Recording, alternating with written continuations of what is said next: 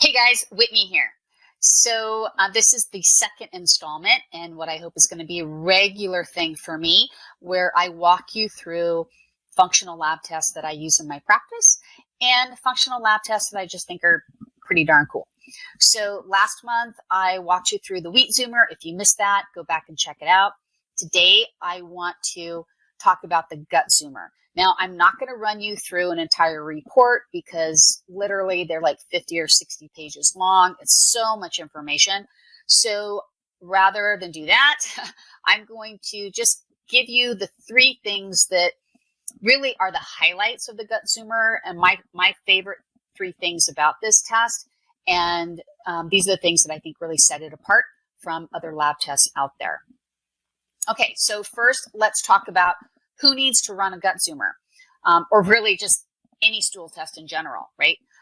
Basically, anyone with autoimmune disease, inflammatory bowel disease, IBS or SIBO, celiac disease, cardiovascular issues, metabolic syndrome or diabetes, liver or gallbladder issues, neurological disorders, mood issues like panic, anxiety, depression, and mood disorders, food sensitivities, fatigue, any inflammatory symptoms in the body, so basically pain anywhere, gas and bloating, skin issues, leaky gut, malnutrition, chronic infections, and nutrient deficiencies. So pretty much everyone could benefit from a stool test, right? Okay, now there are some really good functional stool tests on the market.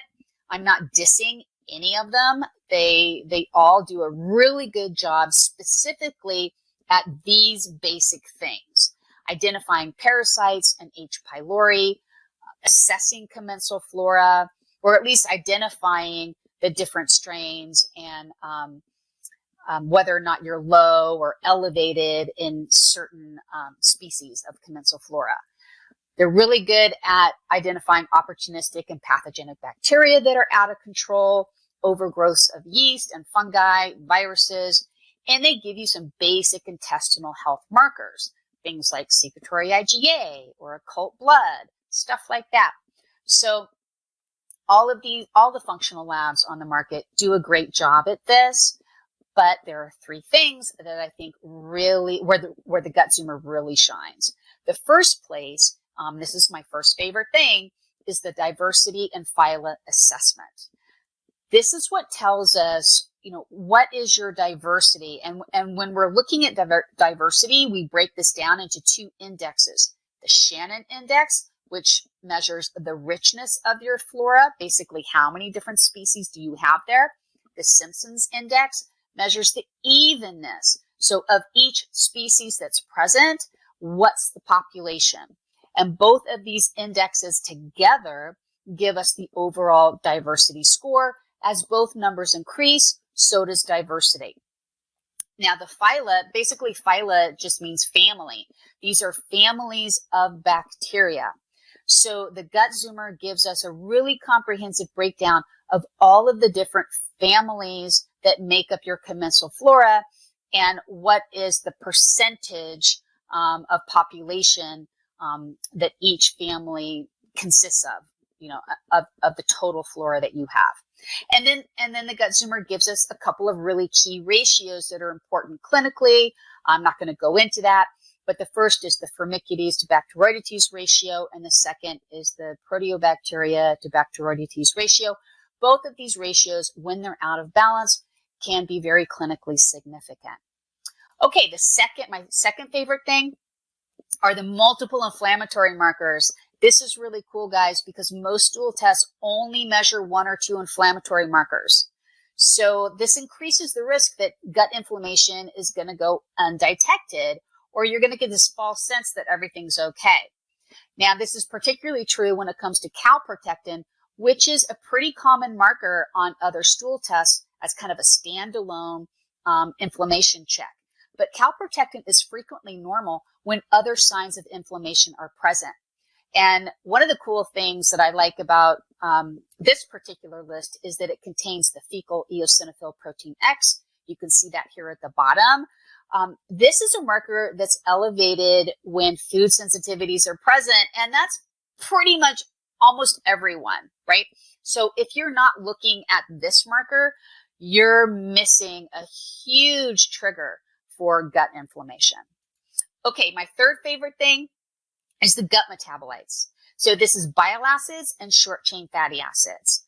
Bile acids are essential for the absorption of fat-soluble vitamins, and any imbalances in bile acids can indicate an increased risk of colorectal cancer or gallstones. Short-chain fatty acids play a critical role in gut lining integrity, gut healing, and the prevention of disease. And really, it is almost impossible to heal a leaky gut when short-chain fatty acids are low. So if you don't know what your SCFA level is, you're missing a really important piece to this puzzle, okay? All right, there are some other benefits, generally speaking, in my opinion. I think the Gut Zoomer provides a level of detail that allows for a more accurate correlation with my client's symptoms. And it also provides a deeper insight into additional health risks that might be present. The Gut Zoomer ultimately gives clinicians the ability to develop more robust and strategic gut healing protocols. And all of this data, because this is the right kind of data, this is going to accelerate your healing, because as goes the gut, so goes the rest of the body. So I hope this has been helpful, guys. If you have any questions, please drop them in the comments. If you want to learn more about the Gut Zoomer, I've put the link to the Vibrant Wellness website, and specifically the Gut Zoomer page in the video notes. Just go ahead and click on that. If you want to learn more about my thyroid reboot method and how to rebuild your thyroid function from the ground up, I've provided that link in the video notes as well. And lastly, if there's any other tests that you're interested in that you'd like to hear me talk about, please let me know. Drop me a comment either here or on Instagram or Facebook or LinkedIn, wherever, and maybe I'll make a video for you. All right, take care. See you next time. Bye.